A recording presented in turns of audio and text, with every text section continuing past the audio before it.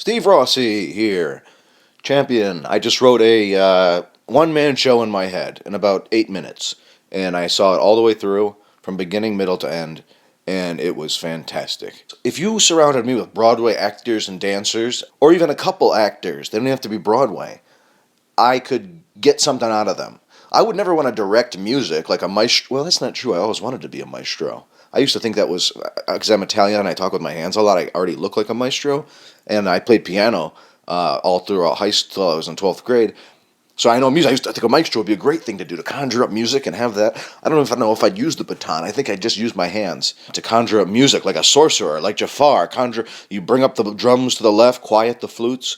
But really, don't they know? I mean, they've been rehearsing. I mean, if one guy could be missing, it could be the maestro, right? I mean, I would think, the tap, tap, tap, and then they know to start. But they could get that done anyway. And then, you really think the song's going to fall apart without the maestro?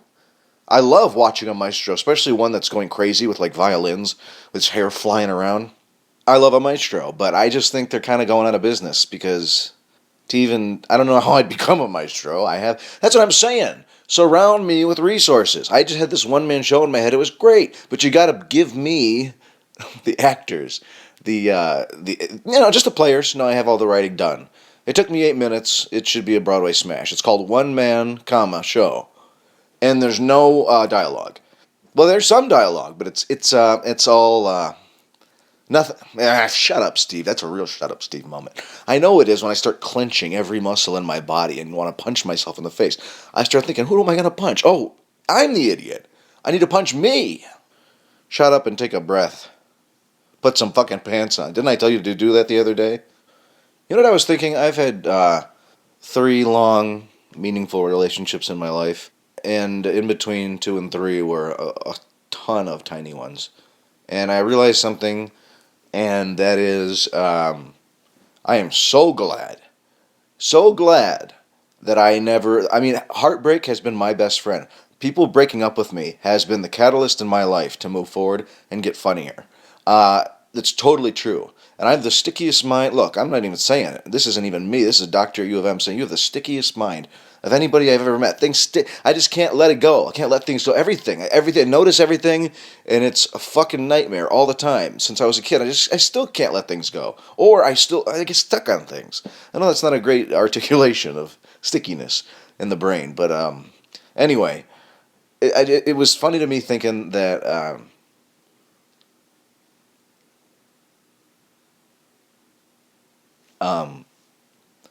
I'm panicking. I totally lost the thought. Um, I never lose my thought on stage. I always lose it here. Well, on stage, it's because I get to go on to the next thing. I always have something to talk about on stage. Now, this is how I got to remember, I'm just creating material. This is to generate material. When did this suddenly have a title and start becoming a podcast? I did this every day for years. I used to do this in Montel Williams' office. That's how it got started. I know nothing about computers. I knew nothing then, and I still don't. But suddenly, I'm in this studio where I was working for the Montel Williams show, and I'm in Montel's office showering and shaving and doing all my OCD routines there, and suddenly I just started using his recording equipment and recording all these things that ended up being nothing really except for some jokes. They turn out, I talk for a half hour, I'll usually find something in there, something funny that's added to my act. And it's worked for me. That's how I have always seemed to write the best material, by talking it out, whether it be to myself or to someone else. That's when the jokes seem to really come. The good stuff about my life and the intricacies of the self-deprecation. That's what it is. I was thinking about kids that haven't grown up with OCD. Like I grew up with it, and I always felt something was not specifically. I felt out of the room. I never felt part of the room, which I guess I feel like comedians are like chameleons, and they can just blend in with any group of people. I have trouble, believe it or not, making. What the fuck am I talking about? Honestly, I had a thought that was funny. I sat down, I panicked, I didn't hit pause, and I can't believe I'm forgetting it. This is it. This is bombing. This is probably the worst I've bombed on a podcast since I learned how to actually record them. This is a total bomb. But I have to remember, this is to help me generate material. But I feel like I'm bombing inside. Hmm. Interesting. So Harvey Dent, did half his cock get burned, or how does that work? See, you can always just leave whatever bombing. I can leave whatever bombing with another new joke. Might get off my routine of what I've written, but just go into a new joke. Just go throw out a joke. Ah, fuck what I'm saying. Don't mean shit now. Okay. Did you know if you have an emergency in an office building, you have to dial 911? I don't think a lot of people realize that. I bet there's a lot of people hitting 911 when those fires start, and they don't. You have to dial 9 before you dial 911. I think you got the premise point across, Steve. Is it time to shut up yet? You're raising your hand in a fist. Oh, I forgot. I forgot to punch myself. That's what got me off track. There I go. There now we're getting somewhere. I was getting ready to punch myself when I lost the idea about. Oh God! It is so close to my head. Oh God! No. That's kind of what bombing feels like on stage. I don't bomb that much though because I talk too fast to even realize I'm bombing.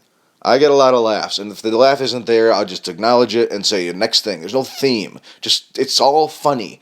Some people get up there with a theme. My Latin mother said I couldn't do this on Latin Day. And the people laugh where they think they're supposed to. Where a band, you always know when to clap because the song is over. A joke, sometimes you just gotta like, wait a second, was he?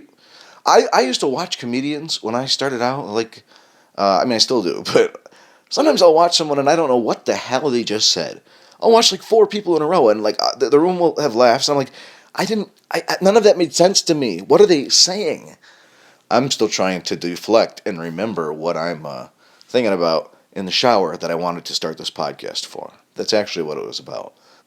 This one man show idea is so great you don't even know. I'm not going to describe it here because I can't. I'm going to sit here clenching my asshole till I remember the bit. What was the bit in the shower that I was going to talk out?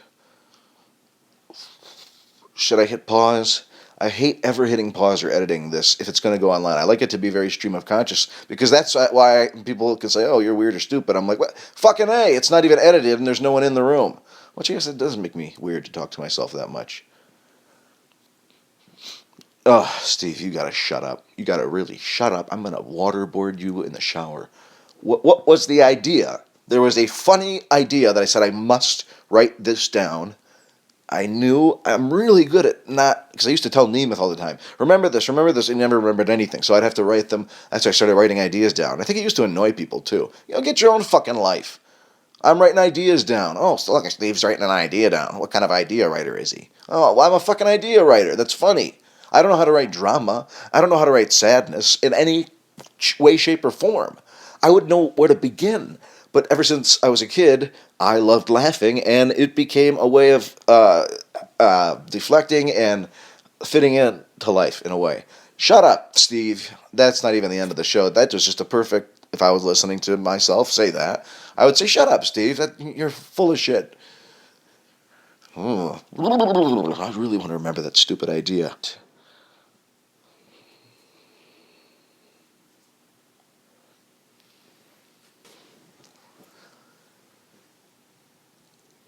Oh, right. Okay. Have you ever been to the store and you get a shopping cart with a one wheel that doesn't work? And you're like, wait a second, I have. You ever been on a car where one of the wheels don't work? You know it's a woman if they call it a wheel. These are a lot of. I should just write this shit down. This is making me sound crazy. Like I give a fuck. Like anyone hears it. No one ever says. No one ever says. Do you want to buy some wheels? They always say tires. I'm a tires discount tires. Discount wheels. Why don't they call them wheels? It's what they are. I need a new wheel for my car. Well, I'm sorry. You're fucked. They say the pyramids were built without the wheel. I say you show me some pyramids built without the wheel, and I'll show you magic. That's not the wheel, only because I'm not saying they couldn't have done it without the wheel. It would probably have taken a lot longer. But how can you miss the wheel? It's right there. You miss, how can you miss the wheel? God gave Eve the apple, circle. She probably dropped it and it rolled, wheel, right there. How are we saying the wheel is the greatest invention of all time? It's the most obvious. What were they doing before? Just pulling triangular blocks or how were they moving stuff before? Did they have like cattle carts with it would just be obvious. It's the wheel. This is so fucking annoying. The unicyclist puts them all to shame. I would love to see a unicyclist, riding around during the pyramids being built. I think a guy who even attempts to ride the unicycle is got to be really cocky or just really poor. He just can get one wheel. But you're telling me those pyramids were made without the wheel? Mm, I mean, I guess they're probably made with slaves and a lot of slave power. Is is that more than the wheel? They should really do that in commercials instead of horsepower, slave power. Acknowledge it, motherfuckers. Acknowledge it. This is how we used to be. We don't acknowledge it anymore. You turn on TV and they're always selling you a breadbasket. I'm not saying to make it fucking slave day. I'm just saying acknowledge the fact that we used slaves to do work in the past. The fact that, well, like, to me, like, I think we think of Americans as slaves and like the Nazis as like like like characters in some book we read, like a Harry Potterish like book world. Like slaves were in a world, and yeah, the Nazis were in a world, and but we never see that stuff, so we think of them as like. I really think we should acknowledge the bullshit we put ourselves through, or we're just going to do it again. I'm not actually going to start on the three-fifths compromise. It's probably in half of my podcast where I go off on that. They should say it right on TV. We apologize to the ancestors of slaves. Budweiser. What would that do? Would that make people angry? Would that make people sad? Would it make? What would it, I just want to see what it does. It's supposed to make people, just say what it is. We used slaves to power this country before. Now it runs on Duncan. It used to run on slavery. And then, like, I wonder, like, right in the middle of the United States, right during the Civil War, where it split north and south. I wonder, like, how that worked out. Like, people are overhearing at the dinner table, and one person walks to one side of it. Like, how does that separate in the middle of the United States? And they say that was the bloodiest war. More people were killed in the Civil War than other wars.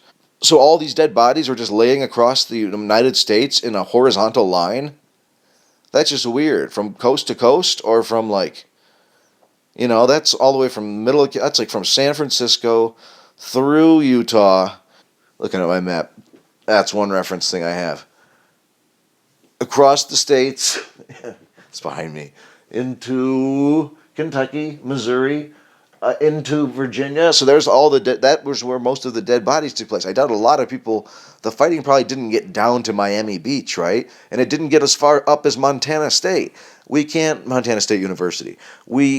I must think that most of the Civil War fighting was done in the middle of the country, from coast to coast. And, like, what do? Will you just keep killing people in the middle, or do you advance on territory? Like, did the South want to advance and take over the whole North? I doubt some Southern fighter got way up here, in Detroit. Bullshitters. Just like you, Steve. You're a bullshitter. You're a dick licker, a butt fuck, and a bush. You remember that. You goddamn cocksucking, shit-eating motherfucking son of a bitch. That's my mantra. Oh, shut up, Steve. Oh, cute, cute, cute. Oh, shut up, Steve. Why don't I just sit on a hot poker while I scream, shut up, Steve? We'll be right back. After these messages, we'll be right back. After this message from Discount Wheels. Are you in the market for wheels? Wheels, wheels, wheels. We have everything from wheels to wheels. Wheels! Wheels! Wheels! Wheels! Where do they get your wheels? Discount Wheels. On the corner of the circle around Haggerty's corner.